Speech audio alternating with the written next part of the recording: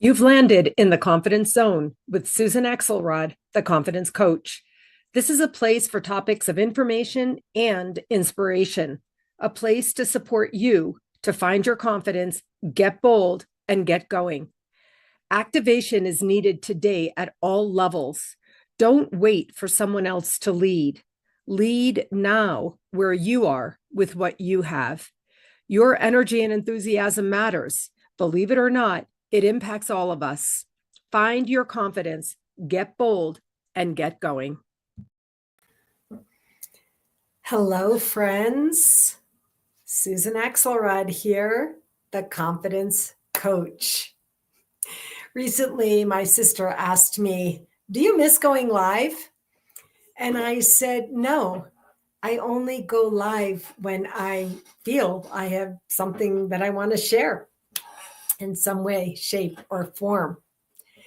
And so it's about 1:30 my time. And I've been up since 4:30 for some reason. I don't usually wake up like that, but I have. So it feels like it's been a long day. And I realized like I was just sitting here thinking I should go for a walk. I should go to the sauna. I should pack up for something that I need. And then I decided that I would just come here and say hello to you and invite you to consider a few things for your life. So today I've had a few coaching sessions. I did a podcast interview and I had a meeting with someone who is running a summit where I am the headliner. And so I was just sitting here quietly reflecting on the day and how it's gone and how it's sort of emblematic of the life I created. I was on with someone who has a large institution under her and hundreds of people she has to be responsible for, and lots of people who need to know where she is every minute of every day. And I am the opposite. And I am just responsible for myself. And I just show up as I am doing whatever I choose.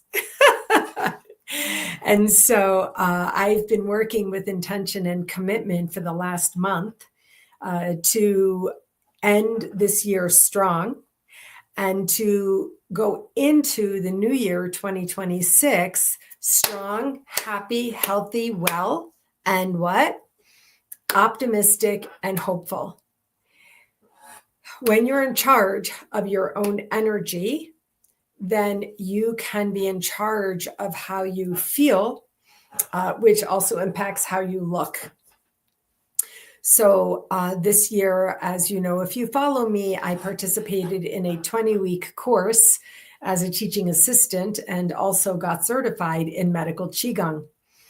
And so I learned over the course of this entire year, connected to my theme for the year, which was integral wellness, that really there's only one answer to everything.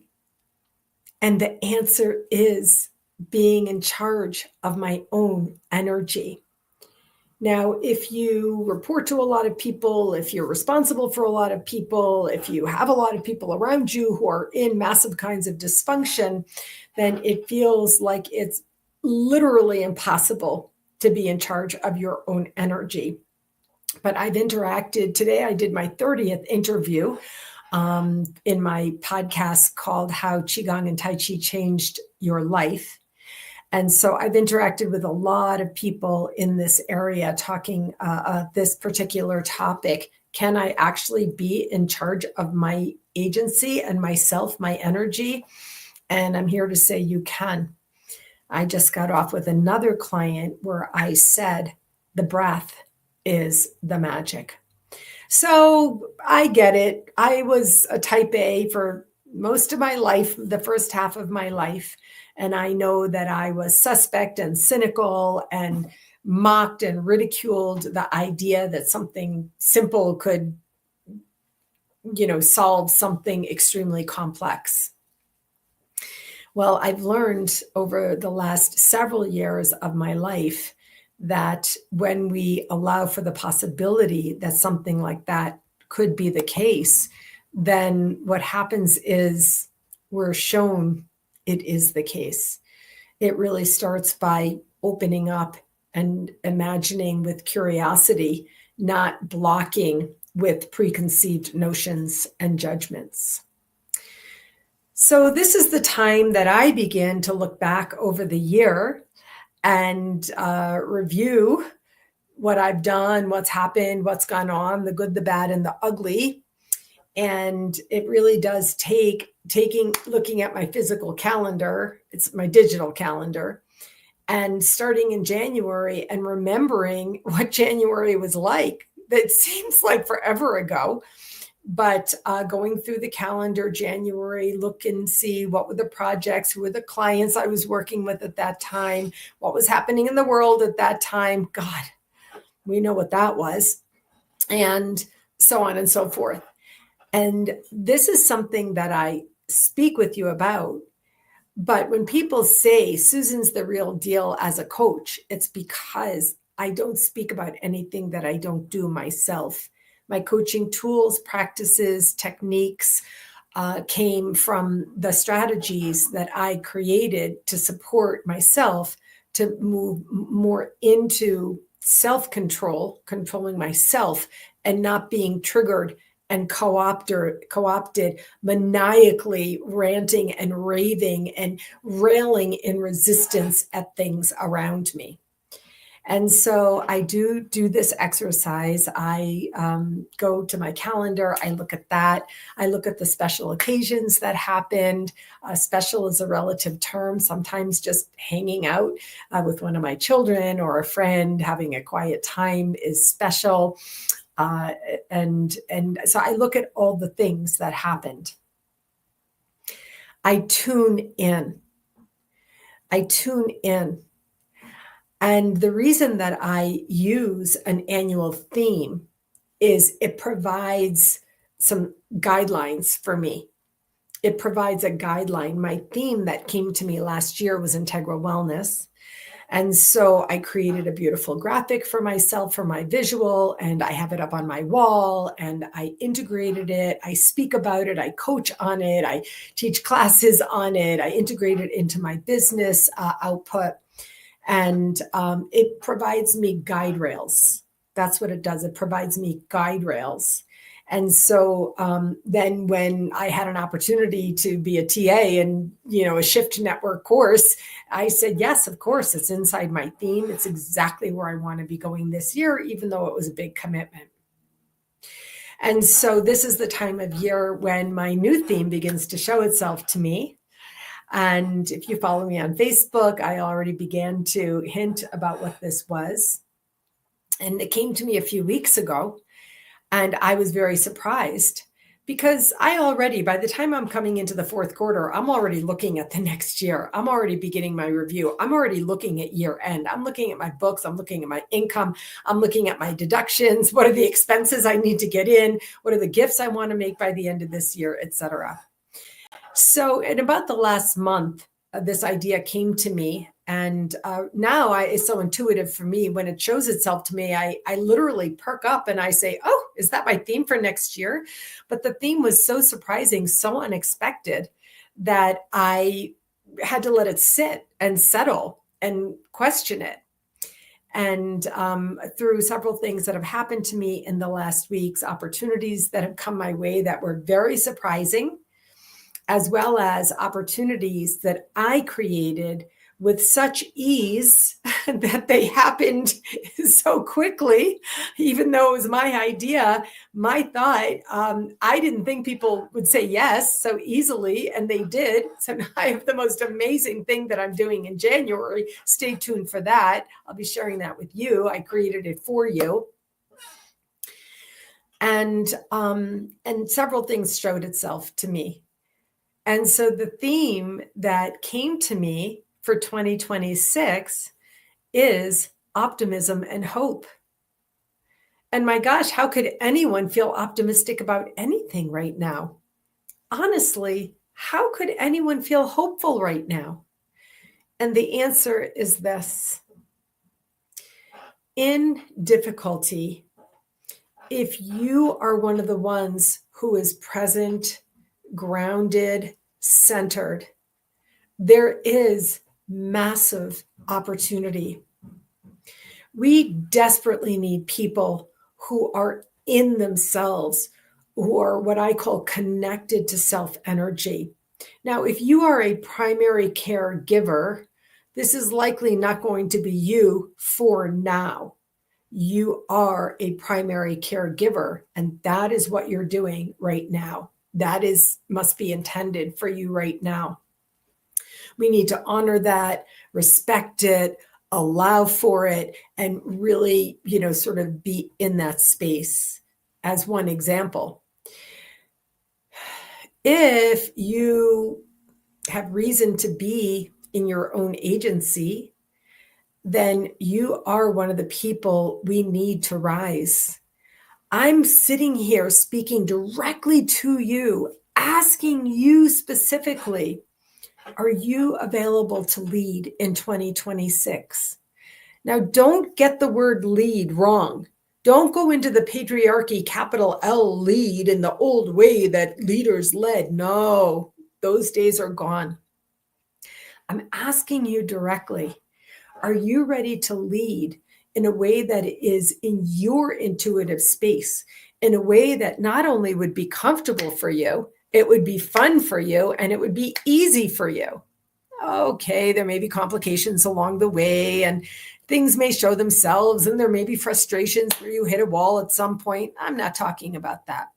I'm talking about the big picture of your purposeful space, of what's on your mind right now, what's important to you. If you're a global leader, if you're a national leader, if you're an organizational or company leader, okay, your purpose is defined. But if you're one of the people who's working on your own, you're unemployed for some reason, you're retired perhaps, you're a young person where you hit it big, you got lucky, and you're supported, and you have time and energy on your hands and money, then I'm asking you, in what way can you lead in 2026? I am actually putting this right out here directly. And I want to ask you, do you get me? Because we really need for you to get me right now. We really, really need for you yourself to ask yourself the question, am I ready, willing, able, and wanting to lead now? So I live in a little townhouse complex here in my little corner of the world, and I'm the vice president of the HOA, and the president and I are talking about the idea of putting a raised bed, small community garden in the back courtyard. I don't have to lead on that. I'm not a gardener. I don't even know how to do that. But I do know it would be amazing to have a raised bed vegetable garden where anybody can come and pick tomatoes and eat them, or whatever vegetables you plant in a raised garden, herbs or whatever, green beans or something. If you're a gardener and you live in a townhouse complex in your little corner of the woods, is this something that you can do? In these last few weeks, we've seen many examples of what I'm talking about. What does that look like? People putting out food on a table in front of their houses saying, help yourself. You know about the little libraries that dot our nation's, geography now. My friend is one of the people who was putting food in the little libraries in addition to books. If you thought about that opportunity right now, there's a lot of food scarcity. That might be something, an area where you could lead. It doesn't mean that you have to be the biggest boss or the biggest leader or spending, 20 hours a day leading an organization that's in deficit, that's difficult for you, that feels horrible, and all the things. I'm asking you to consider leading in a way that is intuitive for you, might be fun for you, would perk you up, and would really help you feel good right now about sharing. My friend Kathleen McLean leads in a lot of ways, but one of the ways she's leading is by having fun with social media. For us middle-aged people still on Facebook, or older people, I should say. She's showing up and she's at the gym showing us that you can do that. She's showing up and she's dancing because I guess that's fun for her. It certainly looks like fun for her. So many other things. My other friend is an artist and she has the most amazing art, and she turned her art into cards. And then she did a big philanthropic project where if you give to your food organization, she'll sell you the cards for cost. And it's a win-win-win all around. There's so many ways that you can lead, but don't make the mistake of thinking that you have to lead in the old way and that leading might be hard or, create problems for you. We need everyone right now to really get out of the box and to really understand it's going to take us all to go forward in an optimistic and hopeful way. There is opportunity all around. In part, opportunity is being created through persecution and perpetrated malicious fear mongering. I'm aware of that. I do know. I'm not naive or denying what's happening on the streets of our country today. All the more reason that I'm inviting you to just ask yourself, what can I do? If you're already doing it, thank you for your service. Thank you. That's great. That's fantastic. But there's one thing that I know for sure, and that is there are a lot of people asking, what can I do? Last night, I met with a 28-year-old young man here in my community who came to an Indivisible meeting. I met him there. I heard him speak. I went up to him after. I asked him a few questions, and I could hear and feel his aggravation, his frustration, really almost like this desperate frustration, like, what can we do? Like, nobody's listening to us. Nobody wants to hear us in the governmental organizations and offices. You can leave messages. You don't know if they're, received or whatever. And so basically I said to the head of our Indivisible organization, I'll be the liaison for young professionals. She was like, great, thank you. And so now I have a new job, so to speak, a new opportunity, the way I see it, that provides me with incredible optimism and hope, because I met with him last night and I just took my little notebook and I was taking notes and, asking him questions and really trying to listen and acknowledging, yeah, this is hard. It's frustrating. I get it. I'm frustrated too. And between us, we sort of really said out loud, young professionals that between the, after college, working before the family, this age group, they desperately want to do something. They're not exactly sure what to do. Okay, they can call the 5 Congress people or whatever on the 5 app, and there's things like that. But it seems that they want to do something locally. They want to have a real impact locally. And so we sort of said to each other, we have to come up with a list of things that they can do, whereby when they say, what can I do? Boom, here you go. And that's what I really am coming here to talk to you about today. This is another way that you can lead, that you can be one of the people, because I said to him, people talking to each other about concern for the community, about current affairs, about issues of our day, issues of our times. This is a thing that we can do, where we actually come out from behind the devices. Don't get me wrong. I'm in front of a device. I get it. I realize that. But also tomorrow I'm going to be downtown and, with all the tree lighting and all the people will be, et cetera. I met with him last night in real life. We met at a tea shop and we engaged. And this is the area where we really can feel optimistic and hopeful. And so I'm this is all coming to me. I have so much great stuff that's happened to me. I literally cannot believe it. Don't get me wrong. I did the work. I showed up. But when you're, open and healing, and you have mind body practices, you can find your breath, you can feel your breath, you understand the buckets that support your self-care, and you understand the importance of the things that a lot of us know today. And even if you have down moments where you're crying on the couch in grief, nobody says that's not going to happen. That is going to happen. But generally, if we really know that we have opportunity in front of us, we have opportunity to lead in ways that are fun and feel good to us, ways that may take creative imagination, ways that where you may have to strategize with your friend, but we need to stop saying, why isn't anyone giving me something to do? And we need to say, I'm doing this. And that is what leading looks like now. And you may get it wrong. That's going to suck. I said that to this young guy last night.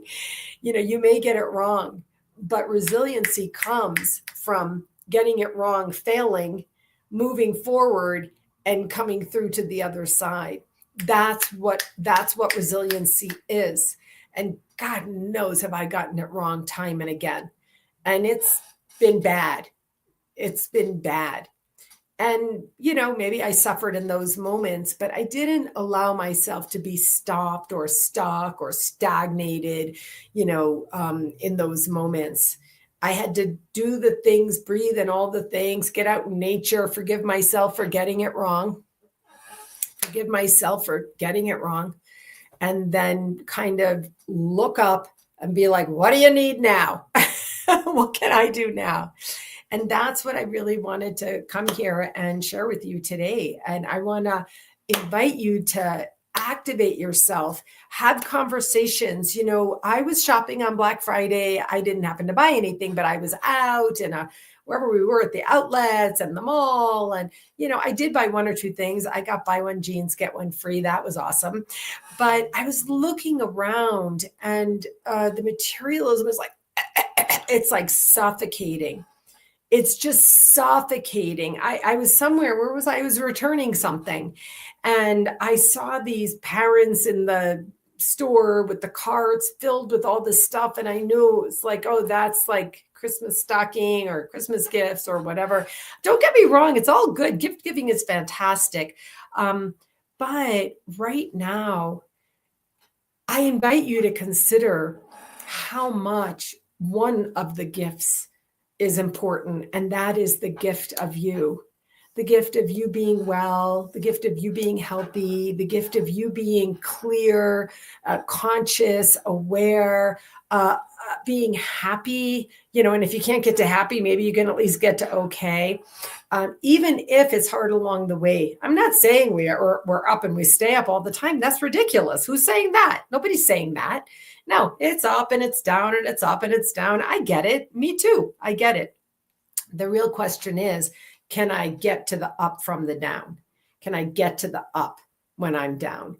And this is just progress. This is just really where we find our agency, and we find, if we have to claw our way to resilience. When I think about what has been perpetrated on humanity in only just the last few years, and especially in our own country, by our own government, what these people are suffering, never mind the other things that have gone on in the world.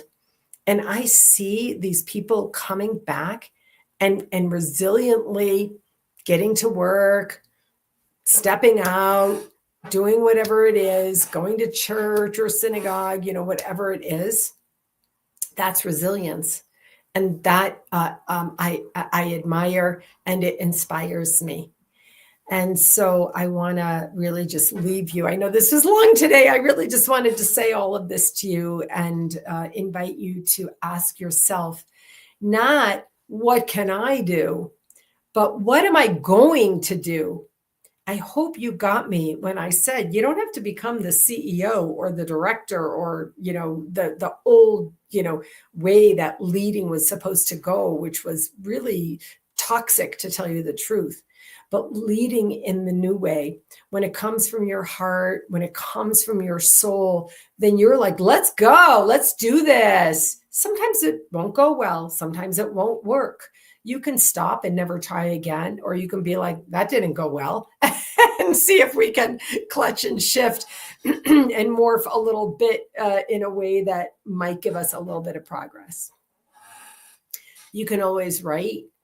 You can share, you can speak, you can love. If you're my friend, you cook, nourish with love. And there's just countless ways, you could do origami and share it with children. I mean, I literally get some chalk, right? Make a, hopscotch thing in front of your house. All of these are things that any of us can do. And this is what I call leading today. So as we begin to look down the rest of the year is going to end. 2025 has been a year from hell. It's been horrific in so many ways, even though personally, I've been very lucky and blessed and grateful, and shocked at some of the things that I've received and done. And both of those are yes, and it's yes, that, and yes, that. But I want to invite you to look at, coming up into 2026. It's going to be a really big year for us, a big year, a really, really big year. January, February, March, coming into the summer, and then looking at the fall on the way to November. It's going to be a very big year. You have so much opportunity if you see it that way. And I want to invite you, grab the ring. And don't forget, your breath is the most precious gift. Okay, my friends, thank you for joining me today for this very long monologue. I always appreciate your coming here. Anything you want to say back, I can take it. Go ahead, drop it in the comments. All right, friends, wishing you the best. To those who celebrate, Shabbat Shalom. And to everyone else, have a beautiful weekend.